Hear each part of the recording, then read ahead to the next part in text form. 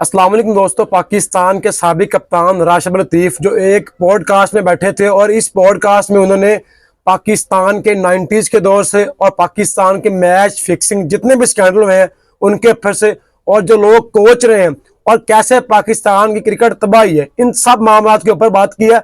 और मैं हैरान आ गया हूं कि जिन लोगों को हम अपना लेजेंड समझते थे वही लोग आज क्रिकेट की तबाही का मेन रीजन है।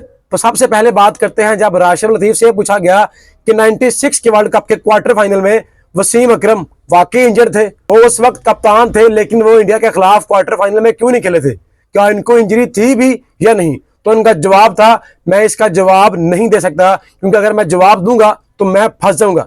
तो यहाँ पर एक चीज क्लियर है कि वसीम अकरम इंजर्ड नहीं थे, वो जानबूझकर मैच नहीं खेले। और जब उनसे पूछा गया कि पाकिस्तान में मैच क्यों हारा तो उन्होंने क्रिकेट रीजन के हिसाब से बताया कि उस मैच में जडेजा ने बहुत शानदार बैटिंग की और परिसाद ने बहुत आउट क्लास बॉलिंग की। और जब मैंने इस मैच के स्टैट्स निकाले तो पाकिस्तान ने 45 ओवर तक शानदार बॉलिंग की और आखिरी 2 ओवर में वकार यूनुस को 30 रन कंसीडर हुए 90s के जमाने में, और जडेजा ने 25 बॉलों के ऊपर 45 रन बनाए आखिरी ओवर्स में और उनका स्ट्राइक रेट 180 का था। और ये मैं 96 की बात कर रहा हूं। अगरचे उसके मुकाबले में पाकिस्तानी बैट्समैनों ने शानदार आगाज किया। आमिर सुहेल और सईद अनवर दोनों का स्ट्राइक रेट 120 प्लस का था। सईद अनवर ने 46 बॉलों के ऊपर 55 रन किए, 119 का स्ट्राइक रेट था। और आमिर सुहेल ने 32 बॉलों के ऊपर 48 रन किए, 150 का स्ट्राइक रेट था। और पहले 10 ओवर में पाकिस्तान का स्कोर 84 था। इसके बावजूद भी हम लोग हारे हैं क्योंकि परिसाद ने शानदार बॉलिंग की है। और अगर बॉलिंग की बात की जाए तो उन्होंने ये बात क्लियर की है कि बहुत से लोगों को लगता है कि पाकिस्तान इंडिया के खिलाफ उनकी बैटिंग की वजह से हारता है। ऐसा बिल्कुल नहीं है, ये बात आपको भी आज माननी पड़ेगी। उस मैच में भी इंडिया ने तगड़ी बॉलिंग की, परिसाद ने शानदार बॉलिंग की और पाकिस्तान को मैच जीतने नहीं दिया। उसके बाद 99 देख लें, 2003 देख लें, 2007 देख लें, 2009 देख लें, 2011 देख लें, 15 देख लें, 17 देख लें, ये जितने भी मैच इंडिया जीता है व्हाइट बॉल में, उनकी बॉलिंग ने हमें रन करने ही नहीं दिए। अगर आप रिसेंटली 2024 का वर्ल्ड कप देख लें तो पाकिस्तान को 118 रन करने थे और पाकिस्तान से 118 रन ही नहीं हुए।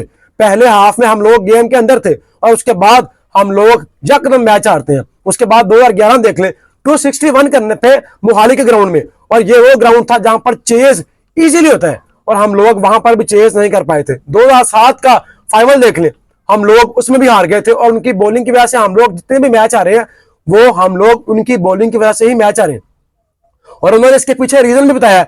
उन्होंने बताया है कि इंडिया की बैटिंग शुरू से ही बहुत तगड़ी है, इसमें कोई डाउट वाली बात नहीं है, लेकिन जब सचिन तेंदुलकर का ओवर था तब वो आउट नहीं होता था और उसके बाद जब से विराट कोहली आया वो हमसे आउट नहीं होता। तो हम लोग ये कैसे बात कर सकते हैं कि हमारी बॉलिंग बहुत तगड़ी है? एक बंदा हमारे से आउट नहीं हो रहा और हमारे खिलाफ नॉट आउट है, उसका हाईएस्ट स्कोर हमारे खिलाफ है, तो हम लोग कैसे बात करते हैं कि हमारी बॉलिंग बहुत तगड़ी है? अगर हमारी बॉलिंग तगड़ी थी तो विराट कोहली, तेंदुलकर हमसे आउट क्यों नहीं होते थे?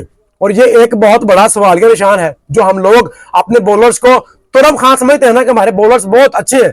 ऐसा बिल्कुल नहीं है। उन्होंने कहा आप प्रसाद देख लें, अनिल कुंबले देख लें, जकीर खान देख लें, भुवनेश्वर कुमार देख लें, बुमराह देख लें, कुलदीप यादव देख लें, हरभजन सिंह देख लें, जडेजा देख लें, ये तमाम वो बॉलर हैं जिनकी पेस बहुत ज्यादा नहीं है, बहुत तीखी गेंद नहीं करते, लेकिन एक्यूरेसी के साथ बॉल करते हैं। एक ही जगह पर 6 बॉलिंग करते हैं।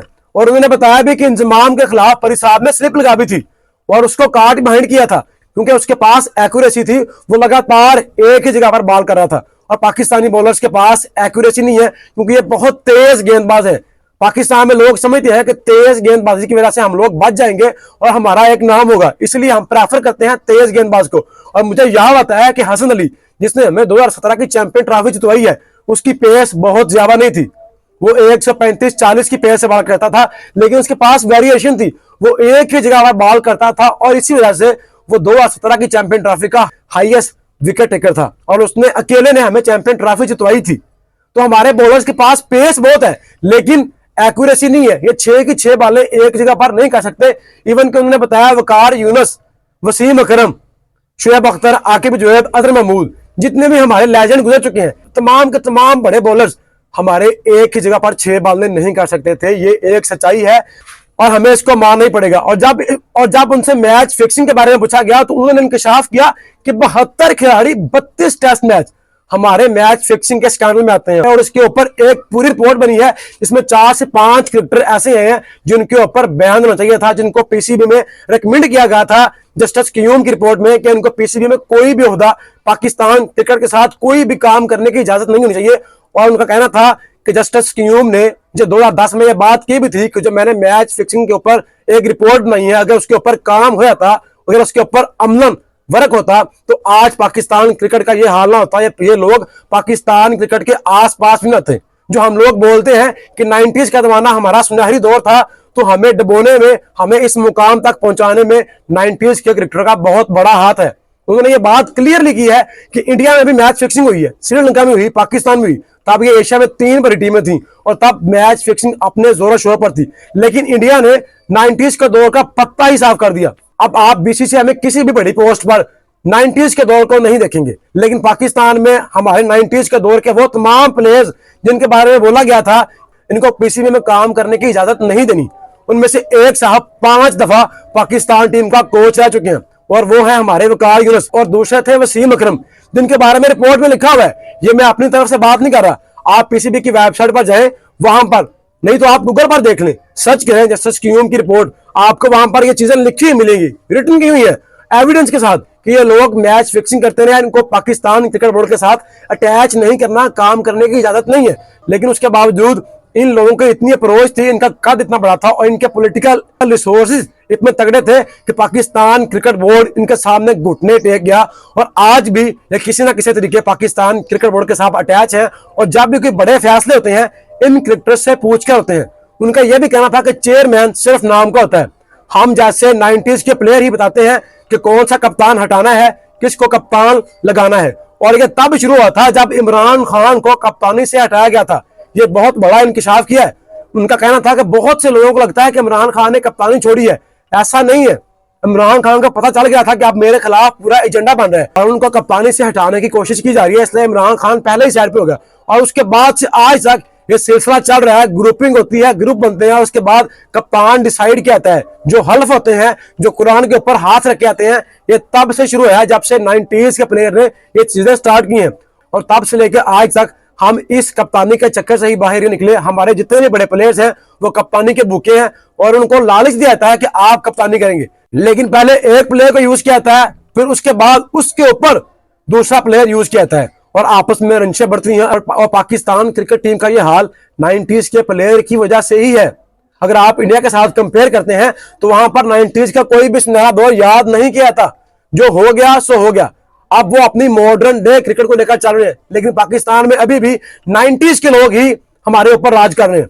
और एज पर हफीज जो बार बार ये बात कह चुके हैं, राशिद लतीफ ने भी ये बात की है कि अगर हमारा 90s का दौर इतना सुहाना था तो हम लोग कोई भी चैंपियनशिप क्यों नहीं जीते। अगर आप इमरान खान का वर्ल्ड कप साइड पे कर दें जो उसने अपनी कप्तानी के बलबूते के ऊपर जिताया था, उसके अलावा कोई भी हमारे बड़े बल्लेबाज, हमारे बड़े बॉलर जो स्टार थे, हमारे पास तब दुनिया की सबसे तगड़ी बॉलिंग लाइन थी, दुनिया की सबसे तगड़ी बैटिंग लाइन थी। आप खुद सोचें, हमारे बल्लेबाज 10 ओवर में 84 रन कर रहे हैं 96 में, जो आज हमारी टीम नहीं कर पा रही।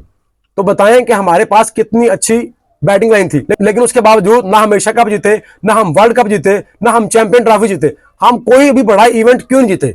अगर हमारे कप इतने बड़े थे, अगर हम इतने बड़े सुपरस्टार थे, तो हम कोई भी बड़ी चैंपियनशिप क्यों नहीं जीते? और उन्होंने एक बात और भी क्लियर की है कि जब जब ये लोग पाकिस्तान के कोचिंग टीम में शामिल थे तब पाकिस्तान की टीम कोई भी वर्ल्ड कप नहीं जीती, कोई भी चैंपियन ट्रॉफी नहीं जीती, कोई भी T20 वर्ल्ड कप नहीं जीती। उनका आप देख लें 2010-11 की चैंपियनशिप हमें इन लोगों ने हरवाई है या हम लोग हारे हैं, ये बात उन्होंने ऐड किया, लेकिन पहले उनका कहना था कि हमें हरवाया गया है। 2015 का देख लें, 2017 में हम लोग चैंपियन ट्रॉफी जीते हैं, तब हमारे पास नया कप्तान था और फॉरेन कोच था, मिकी आर्थर था। हम लोग इसलिए जीते हैं, अगर तब हमारे पास वकार यूनुस होता तो हम लोग नहीं जीत सकते थे। ये उनका बयान है। 2007 में हम लोग हारे हैं, तब ये हमारे साथ थे। 2009 में ये हमारे साथ नहीं थे, हम लोग जीते हैं। जब भी हमारी टीम के साथ 90s का कोच था या 90s के सिलेक्शन कमेटी थी, तब हम लोग नहीं जीते। और मुझे आज भी याद है मोहम्मद आमिर की बातें, जो ये बात करता था कि मेरा कैरियर खराब किया है वकार यूनुस ने। अहमद शहजाद आज भी हो रहा है, उमर अकमल आज भी हो रहा है, और उमर अकमल मेरे ख्याल में पाकिस्तान की हिस्ट्री का सबसे तगड़ा मिडिल ऑर्डर बल्लेबाज था 90s के जमाने के बाद। और उसके साथ हमने जाते हैं कि है मोहम्मद आमिर, जो इस वक्त भी इंडिया के लोग उससे कांपते हैं। इंडिया का सबसे बड़ा बल्लेबाज विराट कोहली खुद कहता है कि मोहम्मद आमिर को फेस करते हुए मुझे हिचकिचाहट होती है, हमने उसको जाया किया। और आमिर ने पिछले दिनों ये बयान दिया भी था कि विकास यूनुस कहते हैं इसको डंडा दे के रखो, इसको पाकिस्तान टीम में नहीं खिलाना। तो ये वो चीजें हैं जिसकी वजह से हमारी क्रिकेट बर्बाद हो रही है, लेकिन कोई भी बंदा इसके ऊपर बात ही नहीं करता। ये चीजें कारपेट के नीचे दबा दी जाती हैं। ये कहना था राशिद लतीफ का। और जब उनसे पूछा गया कि पाकिस्तान सुपर लीग दोबारा बड़ी लीग क्यों नहीं बन सकी, तो उनका कहना था कि पाकिस्तान के नॉन प्रोफेशनल लोग, नॉन क्रिकेटर लोग इस लीग को चला रहे हैं और इस लीग के पीछे भी 90s के क्रिकेटर ही हैं और वो लोग इस लीग को बड़ा नहीं होने दे रहे, बल्कि जो हमारी लीग नंबर 2 पर थी आज नंबर 7 पर है।